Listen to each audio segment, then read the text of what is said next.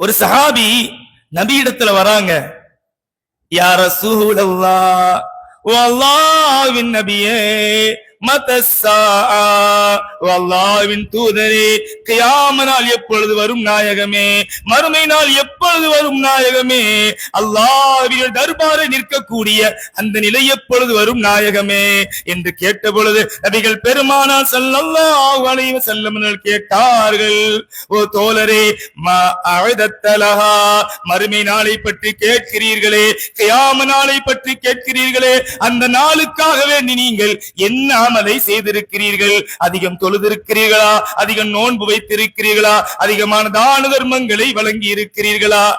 எந்த அடிப்படையில் கேட்கிறீங்க கியாமத் நாள் எப்பொழுது என்று சொன்ன பொழுது அந்த சஹாபி அவர்கள் சொன்னார்கள், யா ரசூலல்லாஹ், அல்லாஹ்வின் நபியே, மா அஅதத்து லஹா கபீர சியாமின் வலா ஸலாத்தின் வலா ஸதகத்தின்.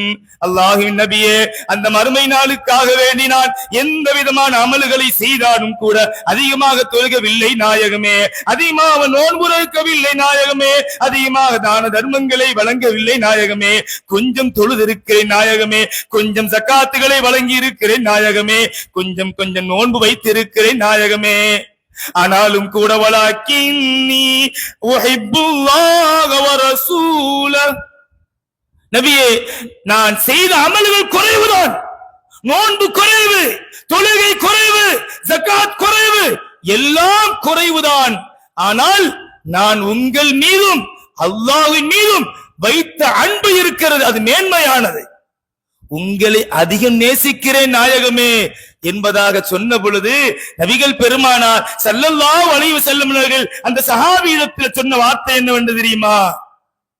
என்னை அதிகம் நேசிக்கிறீர்களா, அல்லாஹ்வை அதிகம் நேசிக்கிறீர்களா? அப்படி என்று சொன்னால் அன்த மஅமன் அஹ்பப்த, என்னை நேசிக்கிற உண்மை என்று சொன்னால் நாளை மறுமையிலே சுவனத்தில் நீங்கள் என்னோடு இருப்பீர்கள் என்பதாக நபிகள் பெருமானார் ஸல்லல்லாஹு அலைஹி வஸல்லம் சஹாபி இடத்திலே சொன்னார்கள்.